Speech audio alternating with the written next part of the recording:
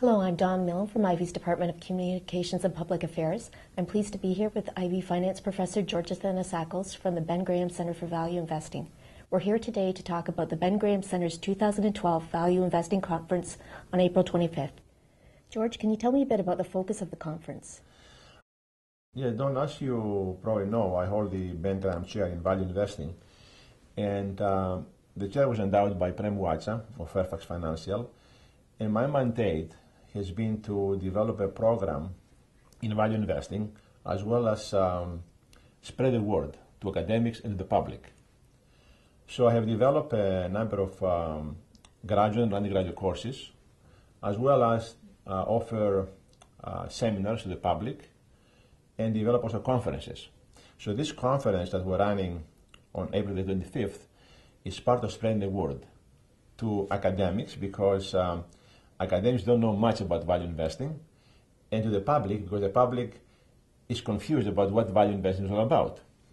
So the key mission, I guess, of the conference is to promote the tenets of value investing as they were developed by Ben Graham, to expose the participants to various different methods, I guess, that are used in practice by practitioners, and also to encourage and support research in value investing.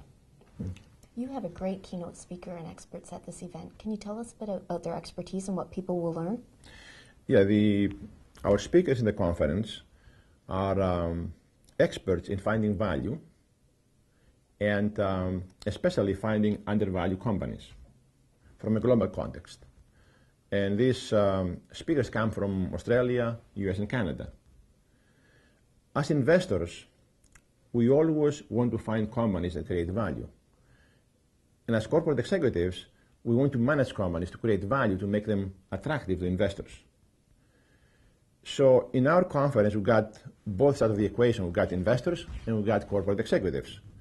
And we learn about how to find companies that create value and how to manage companies with the purpose of creating value. Now, so most of the discussion will revolve around these issues. And some specific questions, I guess, will be like, how do you judge the greatness of a business? How do you generate ideas, invest in ideas? How does this current environment of volatility and for the financial crisis, how this environment has changed the way they approach investments and the way they manage companies? What are some of the benefits of value investing? Well, I mean, the first one, and the most important, I guess, is that you live long. And it's not supposed to be a joke. Value investors manage their investments for the long run. The short-term volatility does not affect them.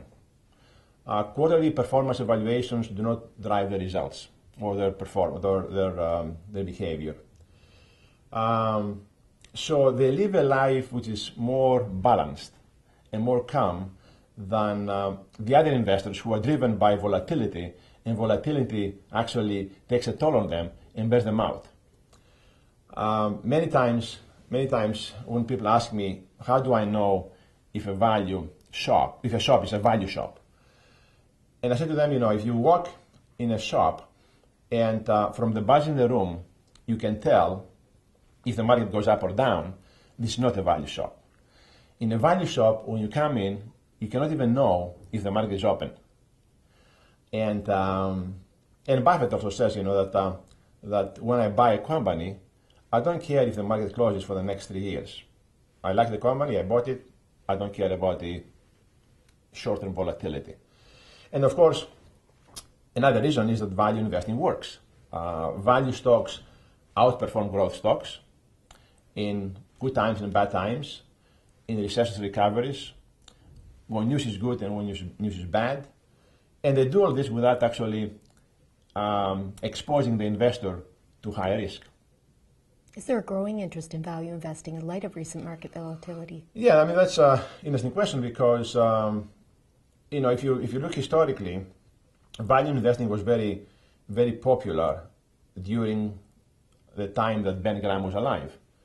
And then value investing lost some of its luster because there was a number of academics in the US who produced evidence that markets were efficient. That is, markets incorporated all available information correctly.